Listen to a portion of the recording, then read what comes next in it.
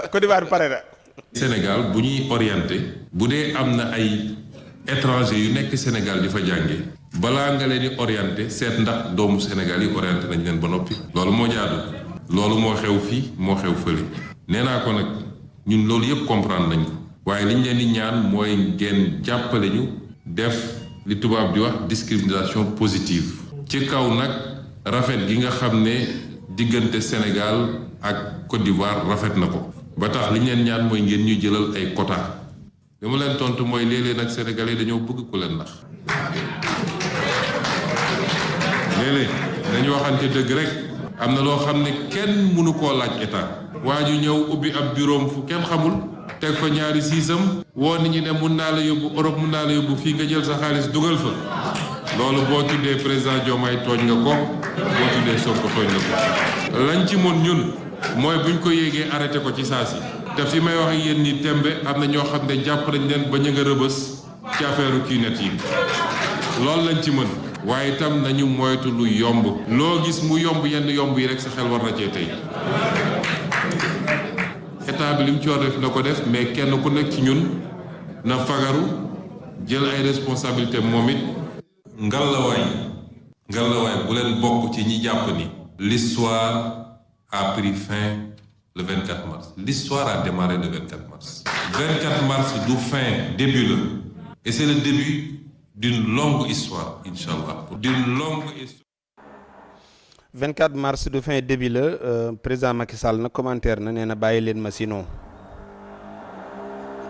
xool ngeen YouTube gis ngeen seen commentaire Macky Sall ah président Macky Sall ca def drapeau Maroc commentaire àdduna alaaji nee na ngeen bàyyi ko sinon nag dafa yaatu waaw kon ba président ñi ngi jégalu bu baax a baax a baax Assane Ousmane nee na du début maanaam du fin début la jël gi ñu jël nguur gi xëy na ubbi Sénégal gu bees mais nag ñaax na ñi nga xam ne dañuy dem ba ñu nax leen bëgg koo jiiñ président Diomaye nee na nag loolu président mënu ci dara ndax kuy dem di wut visa yaakaar naa waroo fekk benn waaye bu tegut bureau rek ñaari siège nga ni ko damay wut visa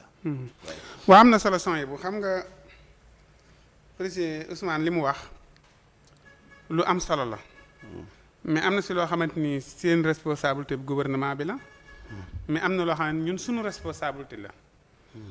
benn waaye ne mën naa laa yóbbu nga yëkkati xaalis jox ko kooku ñun suñu responsabilité la benn waaye nekk si TikTok bi di wax dara nga gëm ko yónnee ko sa xaalis kooku suñu responsabilité la benn waaye taseenteeg yow naxanteeg yow kooku suñu responsabilité la ñun waaw mais benn waay boo demee ba Touba ne bi amoon Touba mooy application yi waaw dañoo ñëw daal di louer fenn bu ñu louer fenn peinture ko def fa application bi daal di fay def ay banc ay kip nit ñi toog di ñëw ñu lay tijjil ngay bind ñuy def lépp mairie bi gis na ko police gis na ko gendarmerie gis na ñëpp gis nañ ko si kaw tali bi la ne ok na butuwul daal waaw kooku son yi bu lan moo si yoonu citoyen ordinaire bi lan moo si sama yoon ba pare naan ci pétrole bi waaw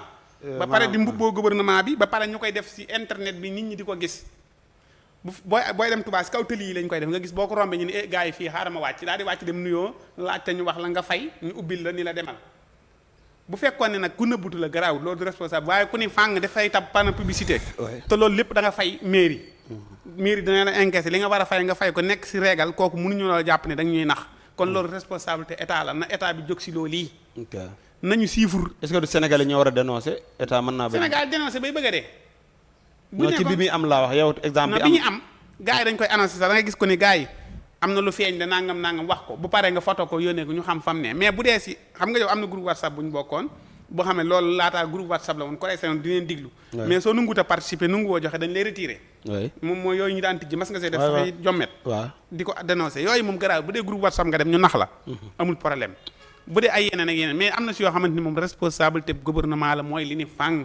ñun buñ gisee lu ni fàng leer dañ naan la kii na butuwut panneau publicité mbaa ngi nii kër gi la nekk boo àggee nuyoo ñu fay la